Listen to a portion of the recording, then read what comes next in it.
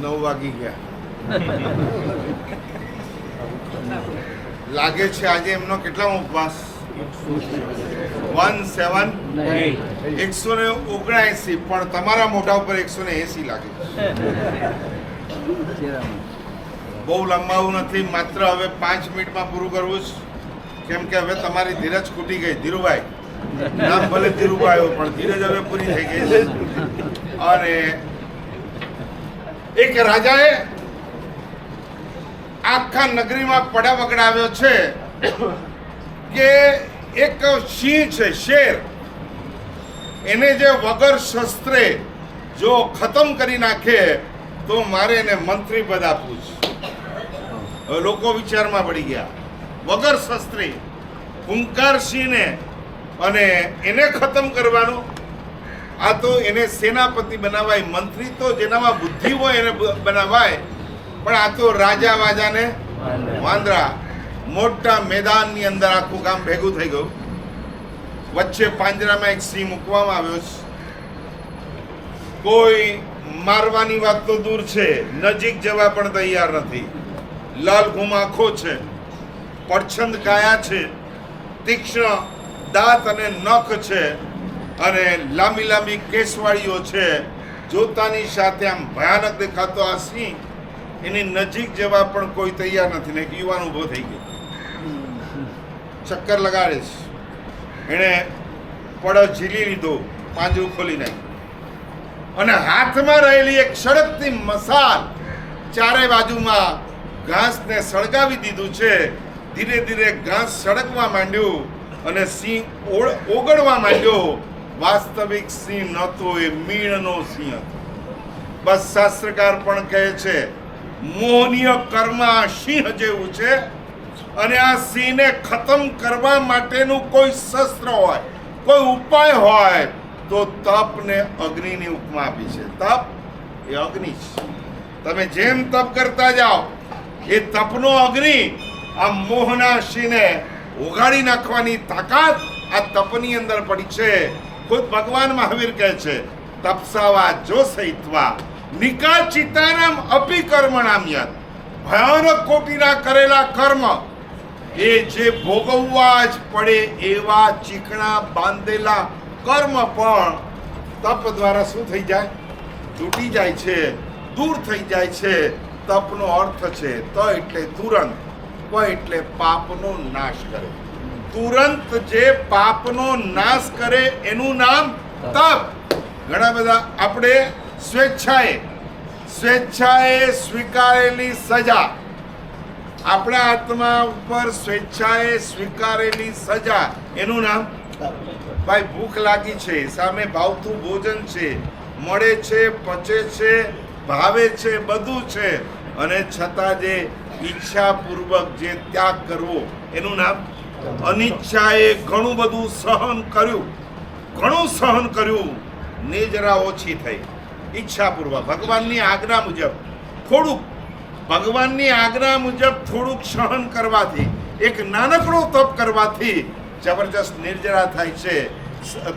કર્મને ખપાવવા માટે બે જ ઉપાય છે, કાં સાધના કરો, કાં સહન કરો, કાં પરમાત્માનું માન, અને કાં પછી પરમાધામીનું માન.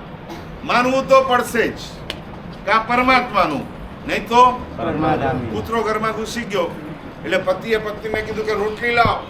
કે રોટલી હજી તૈયાર નથી, તો લાકડી લાવ. ખાધા વગર ન જવું છે.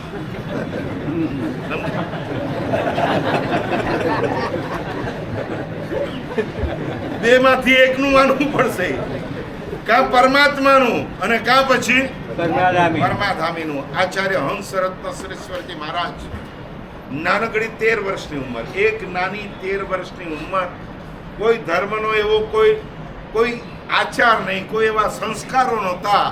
સૌથી પહેલી દાદા ગુરુદેવ ભોર ભાનુશ્વરજી મહારાજની નજર આવા એક નાનકડા બાળક પ્રવચનમાં બેઠા છે, નજર પડી ગઈ, અને ઝવેરીને ખબર પડી ગઈ કે આ એક જીન શાસનનું રત્ન થશે. એને કીધું ચાલ મારી સાથે, અને માત્ર 50 દિવસની સ્થિરતામાં એમને કહી દીધું કે મારે તો દીક્ષા લેવી. ઘરમાં સખત વિરોધ, અને વિરોધની વચ્ચે પણ એમણે કીધું નહીં, હું એમનો શિષ્ય બનીશ. ચારિત્ર જીવન લીધા પછી હમણાં આચાર્ય મુક્તિવલ્લભ સુરેશ્વરજી મહારાજે કીધું એવો કોઈ તપનો ક્ષમ નહોતો કે આવું ઉગ્ર તપ કરી શકે. એક નાનકડા બાળમોને જોયા પછી એક ભાવના થઈ, જો અનુમોદના કઈ તાકાત છે. તપ ધર્મનો અંતરાય કહો તૂટી ગયો કે સૌથી પહેલું માસક્ષમાણ. હમણાં મહાબોધિશ્વરી મહારાજે કીધું 22 વર્ષ પહેલા પરેલની અંદર સૌથી પહેલું માસક્ષમણ એમણે કર્યું અને વચ્ચે મૂળ નાયક તરીકે નિશ્રા તરીકે યોગાનુયોગ મારો ઋણાનુબંધ એમની સાથે એવો છે. એ તો પહેલાના છેલ્લા 2માં જ રહ્યા છે. હું તો વચ્ચે કેટલાય મોટા તપ એમણે 90 ઉપાસના પાણા કર્યા, પાર્લામાં કર્યા, પછી મલાડમાં કર્યા, ચોપાટી ઉપર કર્યા. દરેક ઠેકાણે નિશ્રા તરીકે આચાર્ય અક્ષય બોધિ સૂર્ય એમની સાથેનો ઋણાનુબંધ એટલો જબરજસ્ત છે કે પહેલા માસક્ષમણથી મારું એમની સાથેનું જોડાણ એવું છે કે આજે 100મું માસક્ષમણ પહોંચ્યા છે. અને એના પહેલા પચકાણ સૌથી પહેલા 16 ઉપાસના પચકાણ ગોવાલિયા ટેન્કની અંદર એમણે કીધું તમારી નિશ્રામાં મારે આ 16ના પચકાણ લેવા છે. લગાતાર મહારાષ્ટ્રમાં મેં ઘણી જગ્યાએ એમની સાથે રહ્યો છું. જો સચિન તેંડુલકરનો રેકોર્ડ 49 સેન્ચુરીનો સચિન તેંડુલકરનો રેકોર્ડ કોણે તોડ્યો?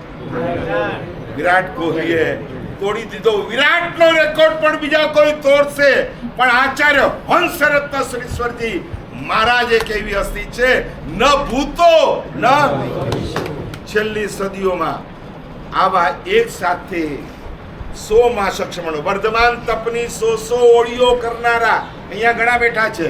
આ ઉજ્જવલ ધર્માસીજી એક વાર કરી બીજી વાર કદાચ કરી દેશે. 100 ઓળી કરવા વાળા 1 વાર 2 વાર 3 વાર 4 વાર મળશે.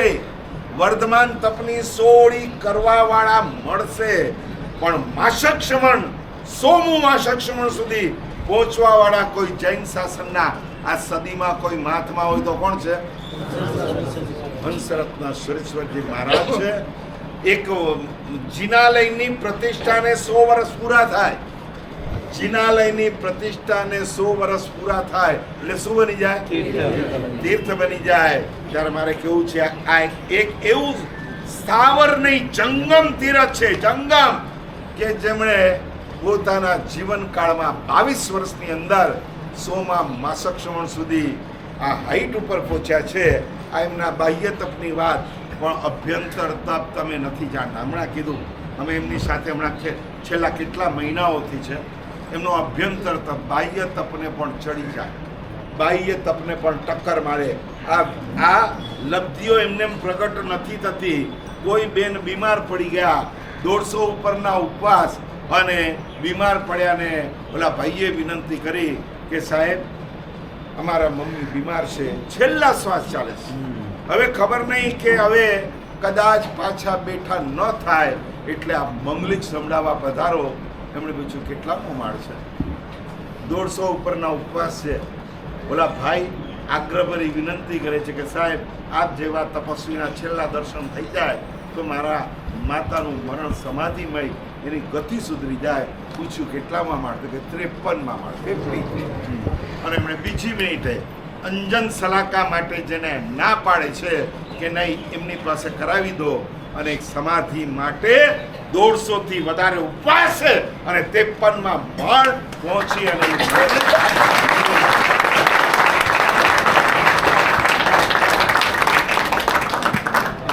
લબ્ધિઓ દેખાય છે આપણને.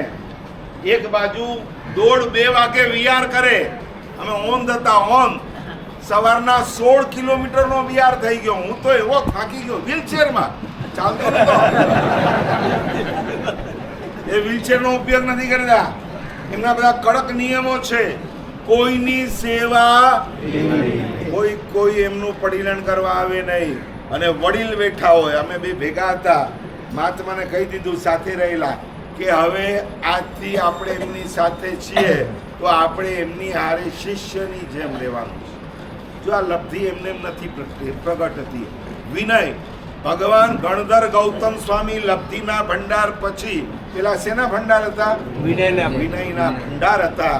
અને આવો જબરજસ્ત કોટીનો વિનય રોજ સવાર પડે હજી તો અમે આંખ ખોલીએ અને રેડી હોય પડી લેવાઓ જી સવાર અને બપોર 2 ટાઈમનું બધું પડી લે ઓઘો અને ભગવાન ટોટલ બીજા કોઈને પોતે કોઈની સેવા લેવાની નહીં અને બીજાની સેવા મૂકવાની નહીં. આવો એક જબરજસ્ત કોટીનો વિનયનો ભાવ, કરુણાનો ભાવ. હમણાં બતાવ્યું મહાત્માએ કે કરુણા કેટલી ગજબની, તમે નહીં માનો. આ ઓંઢની અંદર 16 કિલોમીટરનો વિહાર અને ત્યાર પછી તરત પ્રવચન. એમની સાથે રહેવું એટલે પછી કાચા પોચાનું કામ નહીં. એ તો આખો દિવસ એમને જપીને એ 2 મિનિટ માટે પણ બેસે નહીં. આ અમારે તો 1 કલાક થાય એટલે થોડી વાર આરામ કરવા જોઈએ. એટલે એ વિહાર પછી સીધું પ્રવચન. એટલે તરત જ મને કે પેલા તમે ચા આપી. પોતાના બચકાણની ચિંતા નહીં, જેને 100 ઉપર ઉપવાસ થઈ ગયા હતા અને ચિંતા સતત, તમને નહીં માનો. હમણાં મને ઈશારો કરી દીધો કે 9 વાગી ગયા, પાણી વાપર્યું તો નહીં. જ્યાં બેઠા બેઠા એમને 179માં ઉપવાસમાં પોતાની ચિંતા નથી, પણ એ બેઠેલાની ચિંતા. આ એક કરુણાનો પરાર્થનો ભાવ કેટલો ગજબનો છે. અને પ્રવચન થયું. પ્રવચન થયા પછી 6 લાખનો ચડાવો ગુરુપૂજનનો થયો અને જાહેરાત કરી કે 1:30 વાગ્યા પછી બધા વાસક્ષેપ લેવા આવજો. અને 1:30 વાગ્યો એટલે કે મને કે હું તો હવે આગળ વિહાર કરું, તમે આવો સાંજે, હું આગળ જાઉં. મેં કીધું પણ આ બધાને જાહેરાત કે તમે નાખી દેજો વાસક્ષેપ. 1:30 વાગે હું આરામ. એક તો થાકેલો હતો સવારનો, વ્યાખ્યાન કર્યો એટલે થાકેલો હતો ને મને થયું થોડી વાર આડો પડું. અને 1:30 વાગે તો લાઈન લાગી ગઈ. મારે સાહેબ ક્યાં ગયા, તપસી મહારાજ ક્યાં ગયા? બધું એ તો વિહાર કર્યો. મારે વાસકેપ કીધું લાવ હવે હું નાખું. સાંજ પડી દીધી મારી ત્યાં. જબરજસ્ત કોટીનો આ વિનયનો ભાવ, સમર્પણનો ભાવ. અને આજે 180 ઉપવાસે પણ ટેકો દેવાનો નહીં, દિવસે સુવાનું નહીં, રાત્રે 2:30 વાગે ઉઠી જઈ 108 લુગસનો ઊભા કાવસર પ્રતિક્રમણ 14નું અમે બેઠા પક્કી સૂત્ર પણ પોતે જ બોલવાનું, ઊભા બોલવાનું, આખું પ્રતિક્રમણ જાતે ભણાવવાનું. આવા જબરજસ્ત કોટીની શક્તિ, આ એક સંકલ્પ, આ એક પાવર. હમણાં જ કીધું ને, આ અંદરનો જે પાવર છે, ખાલી અનુમોદના આપણે તાળીઓ પાડીને અથવા એમની અનુમોદના કરીને, ખાલી અનુમોદના કરવાથી આ અનુમોદનાનું ફળ ન મળે. કાંઈક સંકલ્પ, કાંઈક પરિવર્તન, એક નાનકડું પણ પરિવર્તન લાવો. કે આટલો મોટો 180 દિવસનો તપ જ્યારે આ મહાત્મા કરે છે, તો એની અનુમોદના નિમિત્તે મારા જીવનમાં કાંઈક પાપ છોડું, કોઈક નાનકડી પણ સાધનાની શરૂઆત કરું. 180 કરવા છે, બોલો તમારે 180 કરવા છે, એમની જેમ જ થશે, વગર ટેકે. આ જ રીતે એકદમ સ્ફૂર્તિથી બધા જ કામ, ટોટલ કામ તમારા કોઈ અટકે નહીં, એની જવાબદારી મારી. 180 કરવા છે ભરતભાઈ, કરવા છે, ઊભા થાવ. કાંઈ કરવાનું નથી, ખાલી તમારે એટલું નક્કી કરવાનું કે મારે 12 મહિના માટે રાત્રિ ભોજનનો ત્યાગ. કારણ કે શાસ્ત્ર કહે છે કે રાતના 7 વાગે સૂર્યાસ્ત થઈ જાય. અત્યારે કેટલા વાગે છે? 6:45 સૂર્યાસ્ત થઈ જાય. નવકારશી કેટલા વાગે? લગભગ 6:45, 7:30. તો લગભગ 12 કલાક થયા, અડધો ઉપવાસ થયો. અને આપણે 12 મહિના સુધી રાત્રિ ભોજન છોડો એટલે કેટલા મહિનાના ઉપવાસ થયા? 1 મહિનો રાત્રિ ભોજન છોડો તો 15 ઉપવાસ, અને 12 મહિના છોડો 12 મહિના તો કેટલા થયા? થઈ ગયા કે નહીં? 180. બહુ નાનકડો નિયમ છે. ઊભા થઈ જાઓ કે કમસે કમ 180 દિવસ માટે ભાજી પાલો બંધ, કોથમીર બંધ. ચલો ઊભા થાવ, એટલું તો કરો. ઊભા થાવ. એક નાનકડો સંકલ્પ. આ મહાત્માએ 6 મહિના માટે જો બધું છોડી શકતા હોય, ત્યારે આપણે કમસે કમ એની સાચી અનુમોદના, એક નાનકડો સંકલ્પ 6 મહિના માટે રાત્રિ ભોજન ત્યાગ, ઉકાળેલું પાણી 6 મહિના માટે આપણે ભાજી પાલો, કોથમીર બંધ, એક નાનકડો પણ સંકલ્પ કરશો તો સાચી અનુમોદના થશે. ચલો ઊભા થઈ જાઓ, ફટાફટ ઊભા થાવ.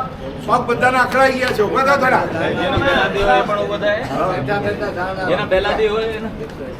વાહ, 180 દિવસ કેરીનો ત્યાગ હવે તો શરૂ થાય છે, અને 180 દિવસ પછી તો આત્રાય બેસી જશે, એટલે આખું વરસ. ચાલો ઊભા થઈ જાઓ, ફટાફટ સંકલ્પ કરો નાનો મોટો. ઊભા થાવ.